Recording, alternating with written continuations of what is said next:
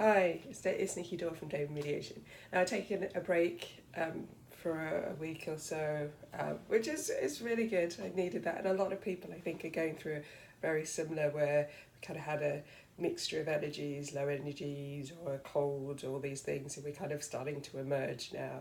Usually, colds are because the fluid is what usually congestion of fluid through cavities and things like that, and inflammation, which is a cold. So you'll often find that when you're going through kind of changes, and I've talked this about energetic changes as well, cold flu tends to come up, and the fluids are getting rid of all of those old emotions, in a not so pleasant way. If you've got a snotty nose, you'll know, but you do feel a bit better afterwards. Anyway, I wanted to really talk about so I was online. I keep seeing this Lionsgate. I've been offline a little bit, so I've only seen it now, and I kind of didn't know what this Lionsgate was. And like everything, there's a lot of words on Twitter, for instance, I have no idea. There's a lot of slang I don't know. But as soon as I read it, it kind of made me think of the saying, beware of false prophets, which I think is a Bible saying.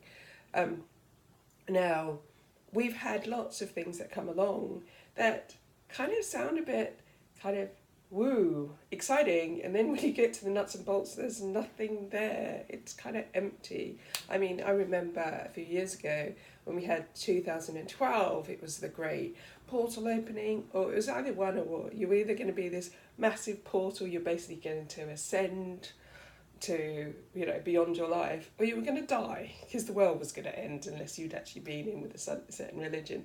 So it was kind of either or in 2012, and then 2012 kind of came and went in December, and it was like Y2K, year 2000. It was all this hype, and then it was a lot of a damn squib. But people made a lot of money. There was a lot of books being sold on year 2000. There's a lot of books being sold on 2012, and Lionsgate feels a little bit like that. It's the snake oil salesman. They're selling you something that is like this all singing, all dancing, once in your lifetime opportunity, and it's going to be amazing, and you're going to ascend. And then when you read it down, it doesn't seem like it's much. Like, let's take the Lionsgate. From what I've seen, it's really saying that I think it's either the sun or the nodes on Sirius, the dog star. So I don't know why it's lions. And you're going to see repeating numbers. And then you're meant to, I think it's meant to kind of ascend you. But bear in mind, ascend means change. Like, all of these words mean change. And when you put it that way, so there's going to be change as an opportunity.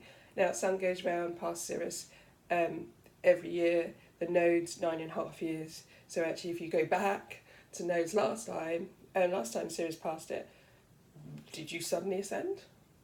So, it's meant to be linked to, you're going to see all these repeating numbers. People see repeating numbers, if you see my other video, all the time. So it's not, has it intensified now? Have we got anything more special now?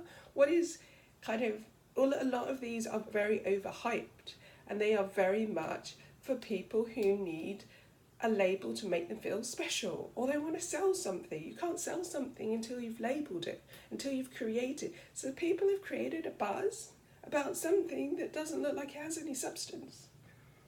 And even if, I remember when someone once said to me, I think this is around 2012, and they went, oh, you should get, you should look forward to the 5D. It's coming. We live in a 3-dimensional society at the moment, but we're going to be 5-dimensional. You should just, really join us. And I was like, well, what does 5-dimensional reality look like? And they kind of waffled for a bit. And then I was like, yeah, but how? I know what this physical world is. How does that differ if I'm going to the 5D versus the 3D on a practical level? No one can tell me. No one really can tell me what it actually meant in my practical everyday life. And this feels very much like that. It feels like someone has decided that this is important.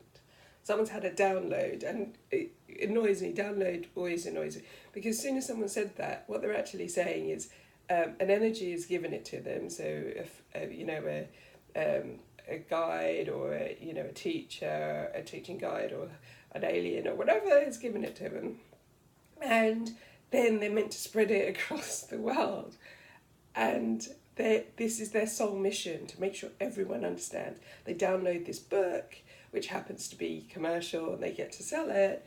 But they're not involved in the process, because the download just sits it in your head, gives you the information but doesn't give you anything around it, which always makes me slightly suspicious if you don't know what you're selling, the mechanics behind it. It feels like Lionsgate is one of those things right now. And my message here is, don't get sucked into hype. Find out what it actually means and if there's any substance to it. Find out if it's an occurrence that happens all the time. This is linked to an astrological transit. Now find out what happened last time. Did that same thing happen? Did we have the same conditions? Discern it. See if it resonates with you. See if it makes sense to you. See if there's any substance behind it. Don't just blindly follow because someone's put some nice words in front of it. It's labels, and sometimes labels mean absolutely jack. They don't mean anything. And here is another one of, this is meant to happen on the 8th, so on the 9th, what are we meant to be? Are we meant to have suddenly become all awakened? What is the... Just be careful of falling into it, because if you're meant to know about it, you'll be drawn to it. It will resonate with you. Don't fall into the trap of buying readings, buying services from these people because you suddenly think, oh, I can't miss this, or something bad's going to happen, because these people are peddling snake oil.